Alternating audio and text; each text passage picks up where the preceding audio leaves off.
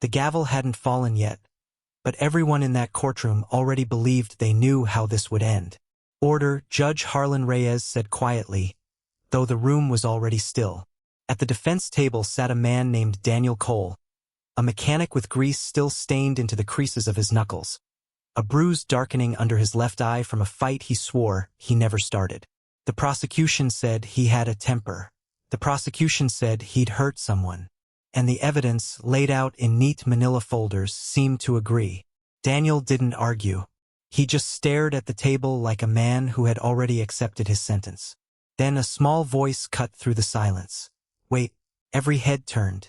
A little girl, maybe 6 years old, curls bouncing loose from her ponytail, had slipped from the gallery bench and walked straight up the center aisle. Her father's lawyer reached for her, panicked, but she was already past him. "Sweetheart, you can't," the bailiff started.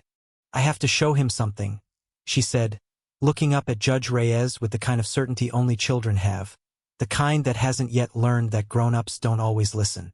The judge should have had her escorted out. Every rule said so. Instead, he leaned forward over his bench, resting his folded hands, and said, "Show me what?" She lifted a piece of paper, crayon-colored and slightly crumpled from being held too tight in a small, nervous fist. 2 stick figures. A man with brown hair, holding hands with a little girl in a pink dress. Above them, in blue marker, in careful, wobbling letters, she'd written, "My daddy is good." The room went silent in a way that felt different from before. Not tense. Something else. Judge Reyes had sat on that bench for 22 years. He had seen liars cry real tears and innocent men shake with guilt they didn't deserve. He thought he'd seen everything a courtroom could offer. He hadn't expected this. "What's your name?" he asked gently. "Emily," she said. "That's my daddy." She pointed, not needing to look, straight at the man with the bruised eye and grease-stained hands. "He didn't do the bad thing. He was protecting me. If you believe kindness can still change the outcome of someone's darkest day, even now, even here, hit that subscribe button because the story is only getting started." The prosecutor rose halfway from his chair. "Your Honor, this is completely inappropriate. The witness is a minor and not on the stand." "Sit down, Mr. Alvarez," Judge Reyes said, not raising his voice. "I'd like to hear her." Emily's mother rushed forward from the gallery, apologizing, reaching for her daughter's hand. But the judge held up a single finger.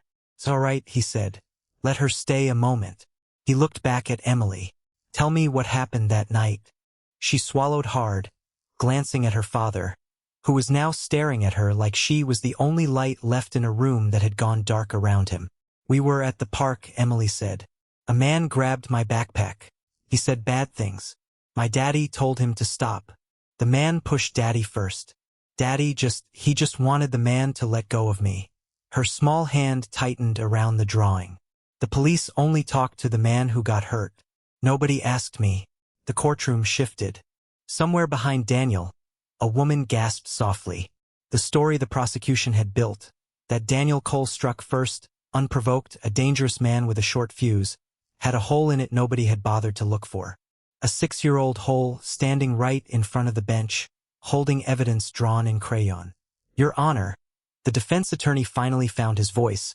"We requested the park security footage from the maintenance office 3 weeks ago. We were told none existed." Judge Reyes' jaw tightened. "And where is that request now?" The prosecutor hesitated. That hesitation said more than any objection could have. "Bailiff," the judge said, "get me the clerk of court on the phone." Now, while they waited, and it felt like the longest 10 minutes anyone in that courtroom had ever sat through, Emily didn't go back to her seat. She stood beside the bench, still holding her drawing, like she was standing guard over her father from 20 feet away.